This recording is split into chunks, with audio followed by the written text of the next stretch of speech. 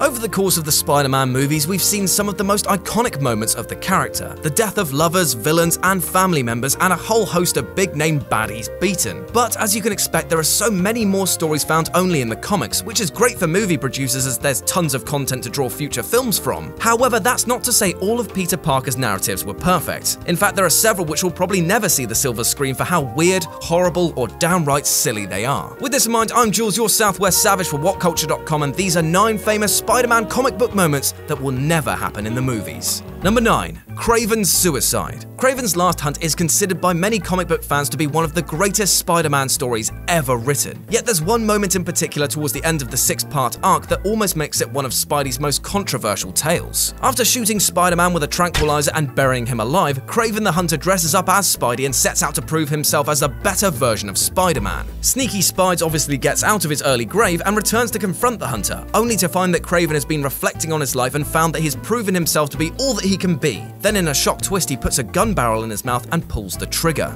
The message this death sends is divisive at best, with people arguing that it glorifies suicide but others believing it to be a perfect representation of the purest life that Kraven represents. He did all he can, achieved all he could, and life thereafter holds no challenge. It's up to you what you make of it, but it probably won't be coming to cinemas anytime soon. Number 8. Dr. Octopus is the superior Spider-Man. In theory, this could be a great film, with villainous Dr. Octopus seemingly doing away with Spider-Man, assuming his identity and fighting crime to prove that he was the best at the job. However, the issues with this are large, namely that people would probably find it hard to emote with a main hero who effectively kills off his competition. That and the story of identity swapping may be seen as a bit silly in nature. Number 7. The Hobgoblin is revealed to be a dead guy. When the Hobgoblin arrived on the scene, people couldn't get enough of him. A successor to one of Spider-Man's greatest foes, the Green Goblin, people loved to hate him and were desperate to know who he was. It turns out he was a dead guy. As in Amazing Spider-Man number 289, he was revealed to be Ned Leeds, who died in the Spider-Man vs. Wolverine one-shot. This was due to a mix-up of editing staff and behind-the-scenes politics. Either way, fans were confused and angry on the subject and were just fed another villain in the form of Jack-o'-lantern straight away to keep them quiet. Because of this, if the Hob of the Gob ever got his time on the big screen, it's unlikely he'll be revealed to be a dead dude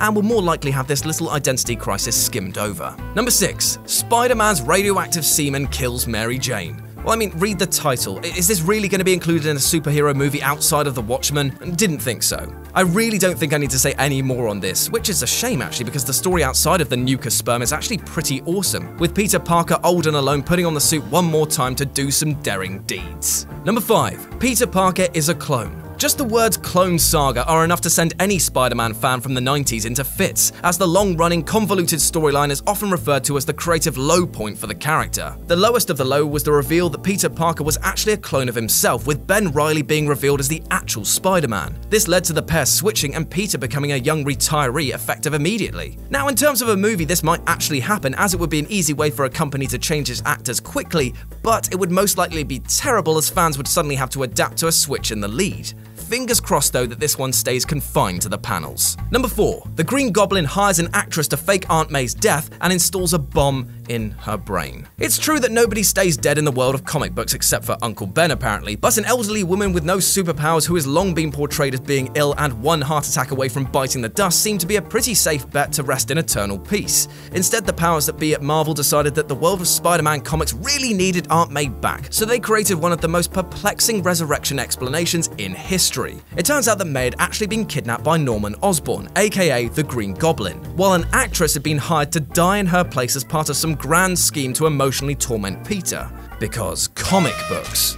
Then she came back very much alive and now had a genetic bomb implanted in her. Needless to say, the bomb was defused and everyone goes about their daily lives. But if this twist were to happen in a film, let's just say that people would be less than okay with this. Number 3. Norman Osborn kills Peter Parker and Mary Jane's baby. Infanticide is a pretty horrible thing, and it's not usually a plot point in major motion pictures that aspire to make $1 billion at the box office. As such, the stomach-churning Spider-Man storyline that features a freshly back from the dead Norman Osborn kidnapping Peter and Mary Jane's newborn baby and then getting rid of the sweet little flesh muffin will probably never make it to the big screen. In addition to the storyline just being in terrible taste, having a superhero movie that is geared towards a very broad audience depict the murder of a newborn baby would invite such a storm of controversy and criticism from certain political and religious groups that no studio in its right mind would greenlit this idea. Number 2. Mephisto now pronounces you divorced. Oh, comic books, you so silly sometimes. Okay, so get this. Mary Jane and Peter Parker were married for a fair few years, over 20 in fact, which is pretty mad in the whole world of comic books, but then Joe Quesada decided to end it all in pretty definitive fashion. Aunt May gets hit by a bullet. Oh no! So Spider-Man desperately tries to extend her life by another 2 weeks or so, and goes to Mephisto, who is their version of the devil, and exchanges his entire marriage, for Aunt May's life. Fans were outraged by this, as not only is it undoing 20 years of backstory, but it also just didn't seem worth it. A movie studio would hopefully never take something so silly and done so trivially to the big screen, so fingers crossed it stays on the paper where it can continue to annoy fans to this very day.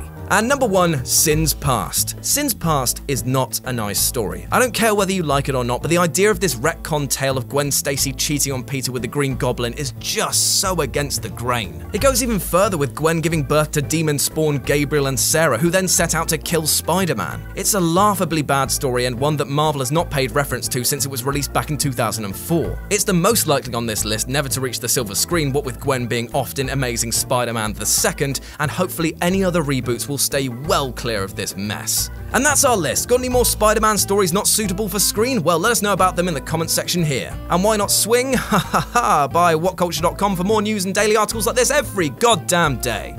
As always, I've been Jules for whatculture.com. You can follow us here on Twitter and myself at RetroJ with a 0, and I will speak to you soon.